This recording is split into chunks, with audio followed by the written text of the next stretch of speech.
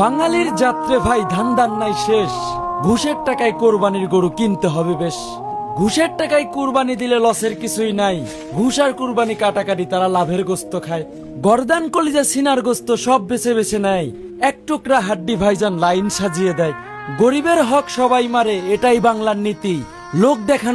নতুন যারা ভিডিও করে ফেসবুকে করছেন কাজ, আমার জীবনের শুরুটা তাদেরকে বলতে যাচ্ছি আজ। 2020 সালে ভিডিও করে ফেসবুকে দিলাম আপ। ভিডিওর কোয়ালিটি এডিটিং দেখে সবাই চাইলো মাপ। ভাইরে নানান রকম টোলের শিকার, ভালো হলো না যাত্রা।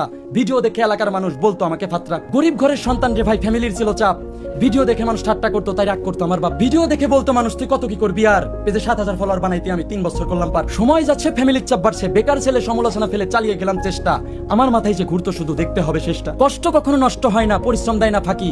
ভিডিও একটা ভাইরাল হলো, খুশিতে ভিজলো আঁখি। ভিডিও করছি, ভিউ হচ্ছে, ফলোয়ার বাড়ছে পেজে।